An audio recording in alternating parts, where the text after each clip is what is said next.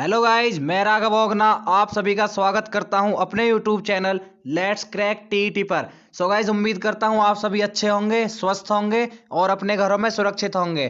तो अगर आपको हमारे चैनल पर वीडियोस पसंद आती हैं तो वीडियोस को लाइक करें, कमेंट करें, शेयर करें और चैनल को सब्सक्राइब ज़्यादा से ज़्यादा करें। और सब्सक्राइब करने के बाद बेल आइकन जरूर प्रेस करें ताकि कोई भी हम फ्यूचर में वीडियो डालें तो सबसे पहले नोटिफिकेशन आपके पास पहुंच सके। तो चलिए सेशन शुरू करते हैं। आज हम लेकर आए हैं हिंदी में संधि। आज बेसिकली ये वीडियो होने वाली है, ये एक संधि टॉपिक है जो हिंदी के अंतर्गत आता है, उसके बेस्ड होने वाली है ये वीडियो। तो सबसे पहले जानेंगे संधि क्या होती है। जैसा कि आप देख पा रहे हैं, संधि का मतलब होता है ध्वनियों का मेल। जो ध्वनि होती है, जो हम बोलते हैं, जो ध्वनि होती है, जो ध्वनियों का जो मेल होता है उसे क्या कहते हैं? संधि। अगर इसकी परिभाषा देखें संधि की, तो परिभाषा में आप देख सकते हैं, यहाँ पे लिखा हुआ है कि दो जो निकटवर्ती वर्ण। अब आप देखते हैं संधि और समास में एक अंतर यह भी होता है कि संधि क्या होती है? वर्णों के मेल से बनती है, जबकि समास क्या होते हैं? समास क्या होते हैं? वो शब्दों के मेल से बनते हैं। क्या? समास। और संधि क्या होती है? संधि बनती है वर्णों के मेल से। तो चलते हैं परिभाषा। तो परिभाषा कह रही है कि दो निकटवर्ती वर्णों के परस्पर मेल से जो विकार या परिवर्तन उत्पन्न होता है उसे क्या कहते हैं? संधि कहते हैं। मतलब जो दो वर्ण है, कोई भी दो निकटवर्ती वर्ण होंगे जिनके परस्पर मेल से जो विकार या परिवर्तन उस शब्द के अंतर्गत आएगा उसे क्या कहेंगे? उसे संधि कहेंगे। या फिर ध्वनियों का मेल भी संधि को कहते हैं। तो ये बात क्लियर हो गई होगी। तो नेक्स्ट संधि अब हो, ये तो समझ में आ गया संधि होती क्या है। अब बेसिकली संधि के प्रकार कौन कौन से, कितने टाइप्स की संधि होती है। तो संधि के प्रकार अब यहाँ पे आप देखें तो संधि के 3 प्रकार हैं: स्वर संधि, व्यंजन संधि और विसर्ग संधि। तो आज बेसिकली हम इस वीडियो में डिटेल में पढ़ेंगे, केवल स्वर संधि पढ़ेंगे। क्यों पढ़ेंगे स्वर संधि केवल? अगर हम तीनों संधियों को एक ही वीडियो में पढ़ाने लगे तो बहुत लंबी वीडियो बन जाएगी। तो आज केवल क्या पढ़ेंगे? स्वर संधि। और एग्जाम में स्वर संधि से ज्यादा क्वेश्चन स्वर संधि से आते हैं। कभी कभी व्यंजन संधि और विसर्ग संधि से कभी कभी क्वेश्चन आते हैं। सबसे ज्यादा क्वेश्चन कहां से आएंगे? स्वर संधि से। तो आज क्या पढ़ेंगे? डिटेल में पढ़ेंगे केवल स्वर संधि। चलते हैं नेक्स्ट स्लाइड की तरफ। तो नेक्स्ट में स्वर संधि जो होती है, मतलब स्वर संधि का मतलब क्या हो गया? जो दो स्वरों के मेल से बनेगी, जो दो स्वरों के मेल से बनेगी वो होगी स्वर संधि। अब आप याद रखें, स्वरों के मेल से जो बनेगी वो क्या हो गई? स्वर संधि हो जाएगी। जो स्वरों के मेल से बनेगी, किसके? स्वर और व्यंजन वर्णमाला में 2 तरह के वो होते हैं अक्षर। कुछ स्वर होते हैं, कुछ व्यंजन होते हैं। तो जो स्वर होते हैं, स्वरों के मेल से जो बनेगी वो क्या बनेगी? स्वर संधि बनेगी। अब स्वर संधि कितने प्रकार की होती है वापस से अगर देखें तो स्वर संधि होती है ये 5 प्रकार की। कौन कौन सी? फर्स्ट नंबर अगर देखें तो गुण संधि, वृद्धि संधि, यण संधि, दीर्घ संधि और अयादि संधि। अब ये सब चीजें क्या होती हैं, इनको डिटेल में हम नेक्स्ट स्लाइड में समझेंगे। तो अगर आपको वीडियो अच्छी लग रही है तो एक बार लाइक जरूर करें और कमेंट करके जरूर बताएं। अगर वीडियो में कोई आपको कमी या ऐसी कुछ चीज लगती है, वॉइस अच्छी से नहीं आ रही हो, तो एक बार कमेंट करके जरूर बताएं और चैनल को सब्सक्राइब जरूर करें। तो नेक्स्ट चलते हैं। जो ये संधि है, गुण संधि, वृद्धि संधि, यण संधि, दीर्घ संधि और अयादि संधि, जो कि स्वर संधि के क्या हैं? पार्ट हैं। स्वर संधि के प्रकार हैं, भाग हैं। तो इनको डिटेल में समझेंगे नेक्स्ट। तो सबसे पहले समझते हैं क्या? गुण संधि। सबसे पहले समझेंगे गुण संधि क्या होती है। अब गुण संधि क्या होती है? गुण संधि में क्या होता है कि जो जैसे कोई वर्ड है, कोई शब्द है, तो उसके वर्ड के जो अगर हम उस वर्ड का संधि विच्छेद करें तो उसके पहले वाले अक्षर में ए आ और बाद वाले अक्षर के स्टार्टिंग में, बाद वाले जो अगर शब्द को 2 भागों में तोड़ें तो शब्द के जो पहला शब्द बचेगा उसके अंत में ए या आ आए, और जो दूसरा शब्द बचेगा उसके शुरुआत में ई ऊ और री, ये चीजें आए। तो ये दोनों मिलकर क्या बनाएंगी? ए, ओ या अर। अब ये थोड़ा कॉम्प्लिकेटेड हो गया समझना। तो एक छोटी सी बेसिकली एक छोटी सी ट्रिक है। वो क्या है? ट्रिक ये है, अब यहाँ पे आप देख पा रहे होंगे लिखी हुई भी है कि शब्दों के बीच में ये वाला ए या फिर ओ की मात्रा आए, ये वाला ओ। अब बेसिकली आप देख पा रहे हैं यहाँ पे ये लिखा हुआ है कि शब्दों के बीच में ए या ओ की मात्रा आए। अगर किसी भी शब्द के बीच में ए या ओ की मात्रा आती है, अब आप बोलेंगे कि ये कौन सी मात्रा है, ये जो मात्रा होती है ये वाली मात्रा होती है, ए की मात्रा होती है ये ए की। और अगर ए या ओ की ये वाली मात्रा आए तो उसमें कौन सी संधि होगी, उसमें होगी गुण संधि। किसी भी शब्द के बीच में आप बस ये चेक करें उसमें ए या ओ की मात्रा है तो वो क्या हो गई, अगर सिंगल मात्रा है तो क्या हो गई, गुण संधि। अब उदाहरण के लिए आप देख पा रहे हैं नीचे रमेश एक मात्रा है, सुरेश एक ही मात्रा है, महोत्सव एक मात्रा, महर्षि इसमें क्या है महर्षि, और महर्षि। अब इसमें आप देख पा रहे हैं उच्चारण महर्षि, इसमें क्या अर आ रहा है, तो ये क्या हो गई, बेसिकली एक छोटी सी ट्रिक हो गई गुण संधि के लिए। उम्मीद है समझ पाए होंगे। तो नेक्स्ट है वृद्धि संधि।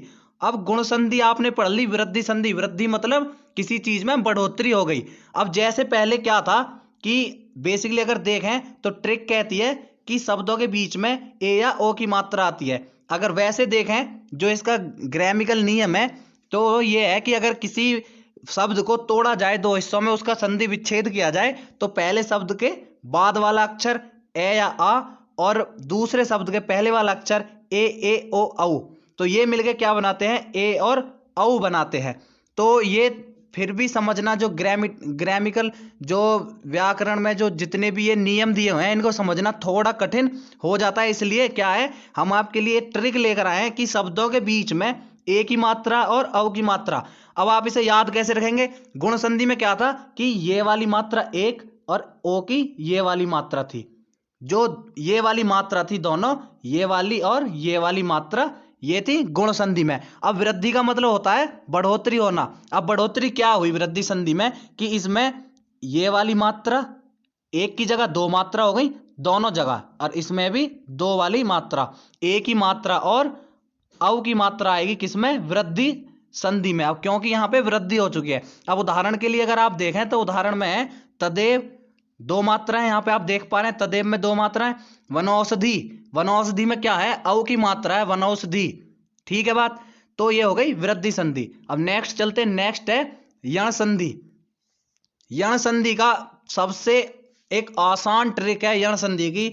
आप ये चेक करें य र और व, य र और व, ये जो तीन अक्षर हैं इनके पहले अगर कोई, इन तीनों अक्षरों के पहले कोई भी अगर आधा अक्षर आए, य र व, इनके पहले अगर आधा अक्षर आता है तो सीधा सीधा आप क्या टिक करेंगे, यण संधि टिक करेंगे। उदाहरण में आप देख सकते हैं अत्याचार, या के पहले आधा त आ रहा है, प्रत्येक या के पहले आधा त आ रहा है, स्वागत वा के पहले आधा स आ रहा है। तो ये हो गई यण संधि। एक बार फिर सुन लें, यण संधि में क्या होगा, य र व के पहले क्या होगा आधा अक्षर आएगा तो वो यण संधि कहलाएगी। कभी भी एग्जाम में पूछा जाए तो आप आसानी से टिक कर पाएंगे, उम्मीद है ये। तो अब चलते हैं दीर्घ संधि। दीर्घ मतलब बड़ा।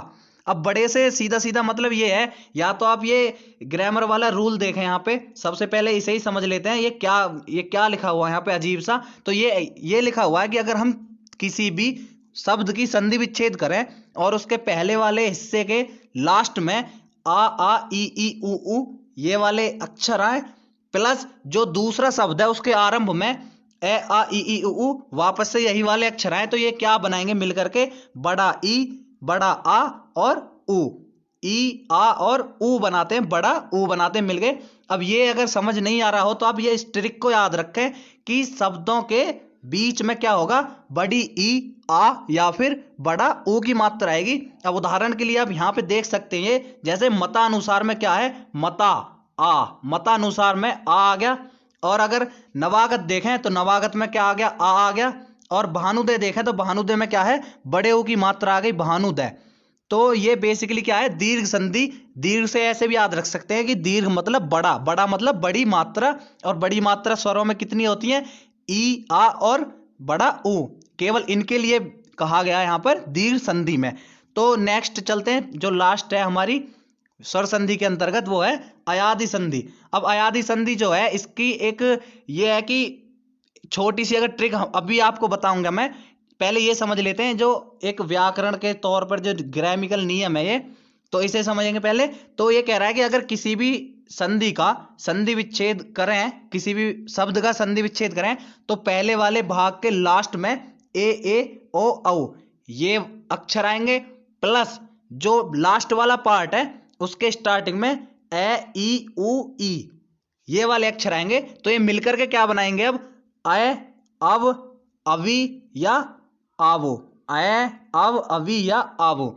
अब ये बेसिकली ये तो हो गई, ये देखें अब ये हो गया ग्रामर के हिसाब से, अगर देखें तो ग्रामर के हिसाब से ये हो गया नियम, ये व्याकरण के हिसाब से नियम हो गया क्या जो हमने अभी आपको बताया। अब बेसिकली इसकी छोटी सी ये ट्रिक है कि ज्यादातर अयादी संधि जो होती है 99% अयादी संधि में क्या होगा आपको 99 नहीं, आप इसे 95 करें, 95% जो वर्ड होंगे अयादी संधि के उनमें 3 अक्षर मिलेंगे आपको।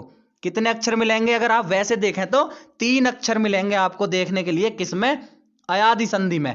या तो ऐसे याद रखें या फिर ये याद रखें कि जिसमें अय अव अवि आवु ये सब चीजें आती हैं वो क्या हो गया अयादी संधि। जैसे कि अगर उदाहरण देखें नायक नायक नायक, अब आप देख पा रहे होंगे गायक गायिका, पावक या भावुक आवुक, पावक अक आव पावक, तो ये क्या हो गया अयादी संधि हो जाएगी बेसिकली। तो जल्दी से रिवाइज करते हैं जितनी भी संधि अभी पढ़ाई हैं। तो सबसे पहले बताया कि संधि कितने प्रकार की होंगी, संधि होंगी अपनी 3 प्रकार की। कौन कौन सी, स्वर संधि, व्यंजन संधि और विसर्ग संधि। अब संधि कहते किसे, ध्वनियों के मेल को। अगर परिभाषा हमने आपको बताई निकटवर्ती जो वर्ण होते हैं उनका जो परस्पर मेल होगा उससे जो विकार या परिवर्तन उत्पन्न होगा उसे क्या कहेंगे, संधि कहेंगे। कितने प्रकार की बताएं, 3 प्रकार की, स्वर संधि, व्यंजन संधि और विसर्ग संधि। तो हमने इस वीडियो में क्या पढ़ा, स्वर संधि के बारे में पढ़ा। कितने प्रकार की होती है, 5 प्रकार की, गुण संधि, वृद्धि संधि, यण संधि, दीर्घ संधि और अयादी संधि। इनको डिटेल में समझा था। सबसे पहले पढ़ा था गुण संधि के बारे में। गुण संधि की ट्रिक क्या बताई थी, जिसमें ए या फिर ओ की मात्रा आए तो वो क्या होगा गुण संधि। और वृद्धि संधि में क्या बताया था, बेसिकली ट्रिक याद रखें। वृद्धि संधि में क्या था, एक एक मात्रा में वृद्धि और हो गई, ये क्या हो गई वृद्धि संधि हो गई ये। और नेक्स्ट हमने आपको बताया था यण संधि। यण संधि का सबसे सिंपल है, य र व के पहले अगर आधा अक्षर आता है, कोई भी आधा अक्षर आएगा, जैसे अत्याचार में, प्रत्येक में, स्वागत में आप देख सकते हैं, तो वो क्या होगा यण संधि।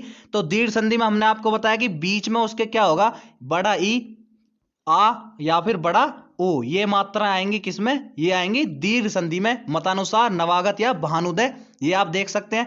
और अयादी संधि में क्या होगा, अयादी संधि में आपको मोस्टली वर्ड क्या मिलेंगे, ये 3 अक्षरों से मिलकर बने हुए शब्द मिलेंगे आपको, मोस्टली ज्यादातर मिलेंगे। ये नहीं है कि 100%, ज्यादातर वर्ड ऐसे ही मिलेंगे। या फिर आप ये चेक कर सकते हैं कि वर्ड में उच्चारण करते वक्त उसके बीच में क्या आएगा, उसके बीच में आएगा अय अब अवि या आवो। तो उम्मीद करते हैं आपको वीडियो पसंद आई होगी। अगर वीडियो पसंद आई हो तो वीडियो को लाइक करें, चैनल को सब्सक्राइब करें, कमेंट करें, शेयर करें। मिलते हैं अगली वीडियो में, तब तक के लिए राम राम, सत श्री अकाल, अस्सलाम वालेकुम। जो भी आप कनेक्ट कर पाएं, धन्यवाद।